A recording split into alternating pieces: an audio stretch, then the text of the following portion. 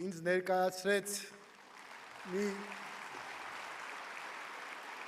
մի անձնավորություն, ում բոլորը ճանաչում եք, բայց ձեզնից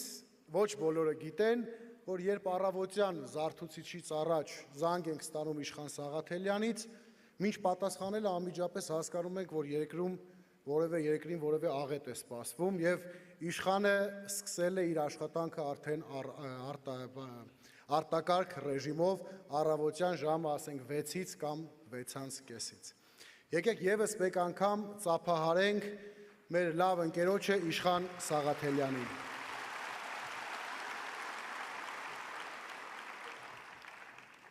Մեծարգո նախագահ, հարգելի գործընկերներ, կուսակիցներ, հյուրեր,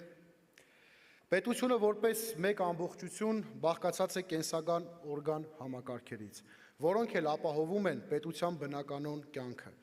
Այդ համակարգերից են համայնքը, ընտանիքը, մարդը։ Թվում է, որ ցանկացած իշխանություն պիտի գիտակցի այս պարզ տրամաբանությունը եւ մարդուն որպես ժողովրդավար պետության գլխավոր արժեքի տա հնարավորություն ունենալ արժեքահենք ընտանիք, որն էլ իր հերթին պիտի ձևավորի պետականաշեն համայնք։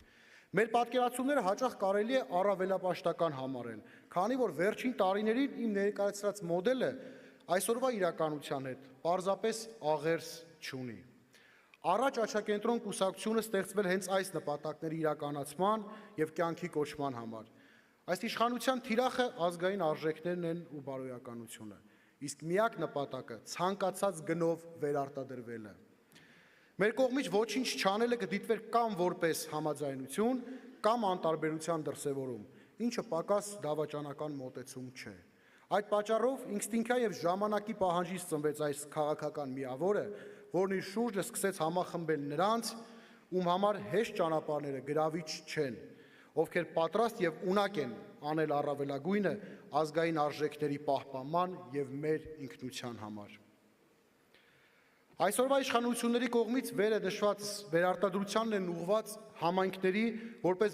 փոխում ներկայացվող, բայց իրականում համայնքը զուտ տարածք դիտարկելը։ Վարչատարածքային բաժանման հիմքում դադարել է գոյություն ունենալ համայնքի շահը։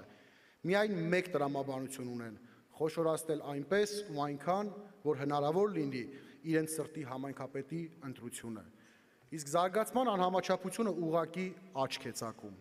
Երևանը որպես մայրաքաղաք եւ պետության սիրտ բնականաբար ավելի բարենպաստ պայմաններ ունի ներդրումների համար, բայց պետության իրական ֆունկցիան պետք է լինի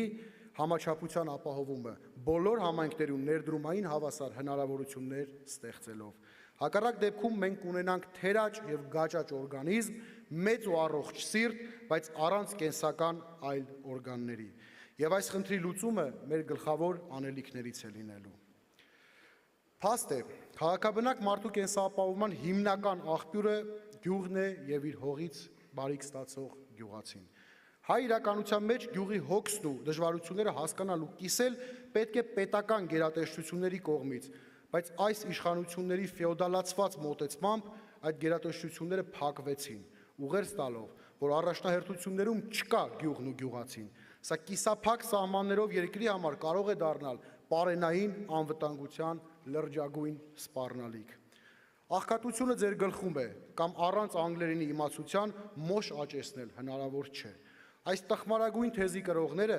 ունենալով պետականաքանդ եւ այլոց շահերին ծառայելու միտում, գյուղական համայնքներում կրկին փորձում են ասֆալտով ու մանկապարտեզով քվե գողանալ։ Իսկ իրականում այդ գյուղերը դատարկվում են ոչ թե այն պատճառով, որ ճանապարհները վատն են կամ մանկապարտեզ չկար, այլ այն պատճառով, որ այդ ճանապարհներով այն մթերքը, որոնք իրենք պետք է աճեցնեին եւ վաճառեին, այդ ճանապարհով այդ մթերքները չեն գնում համապատասխան շուկաներ։ Գյուղին իհարկե անհրաժեշտ է մանկապարտեզ, բայց եթե գյուղացին չունի ապրանքի իրացման մթերակայան, վաճառքի աջակցման պետական ծրագիր չկա, նա լքելու է եւ գյուղը, եւ համայնքը, եւ այդ ասֆալտապատ ճանապարհով այլևս ոչ մեկը մանկապարտեզ չի գնալու։ Այս համատեքստում, որպեսզի խոսքս չվերածվի բողոքի, ունենք նաև լուծման մեր առաջարկները։ Իշխանափոխությունից հետո անհապաղ պետք է վերանայվի համայնքների խոշորացման անտրամաբանական ընթացքը։ Վարչատարածքային բաժանման համար ելակետային պետք է դառնա համայնքի եւ գյուղացու շահը, ոչ թե հենց վաղաշաբաթի օրինակով միացնել վերջին պահին այնքան գյուղական համայնք, որ իրենց սրտի քպեական թեկնածուն դառնա համայնքապետ։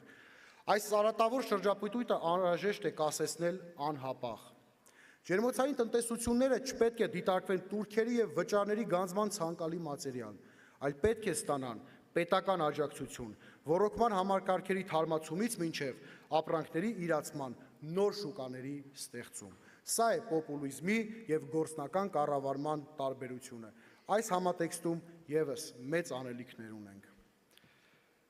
Որպես ծնունդով էջմիածնեցի, դեռ մանկուց իմ առավոտները սկսվել են եկեղեցիների զանգերի ներքո։ Այդ ձայնը միշտ ուժ է տվել ինձ, երբեմն նույնիսկ ավելի պարծենկոտ դարձրել։ Ընկերական շփումներում այն հաճախ ներկայացրել եմ որպես իմ առավելություններից մեկը, մի կարևոր ազդեցություն, որը ձևավորել է իմ հոգեկերտվածքը։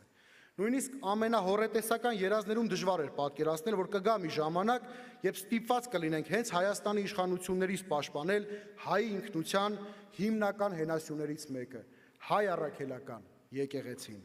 Այստեղ եւս մեր անելիքը հստակ է՝ եկեղեցու սահմանադրական իրավունքի վերականգնում։ Պետությունը որպես ժողովրդի առաջնահերթությունները ձևավորող ուժ պարտավոր է եկեղեցու նկատմամբ երբեմնի հարգանքը դարձնել նորից արժևորված ու տարածված։ Երբ ապազգային իշխանությունները քրեական գործեր էին հարուցում մեր առաջնորդի, մեր պայքարի ընկերների նկատմամբ, մեր բարեկամներն ու հարազատները հայտնվում են հետապնդումների թիրախում, իհարկե դա անազնիվ էր, բայց քաղաքական։ Իսկ հիմա թիրախում մեր գոյությունն է, եւ հետեւաբար սա ոչ թե զուտ քաղաքական, այլ գոյաբանական պայքար է, եւ այս պայքարում մենք պարզապես ձախողելու իրավունք չունենք։ Ուրեմն, ի գործ դեպի մեր երազանքների հզոր ու երբեմնի հաղթական Հայաստանի վերակառուցումը։ Մեր գործն արդար է եւ Աստծո օրհնությամբ պիտի հասցնենք ավարտին։ Առաջ, սիրելի ընկերներ։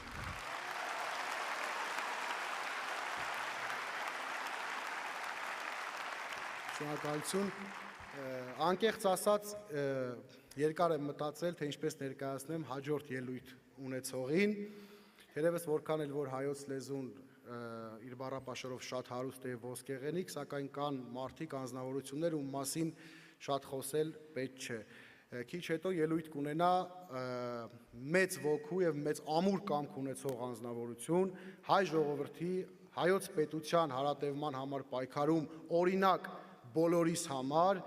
պարզապես իսկական հայուհի Քրիստինե Վարդանյան։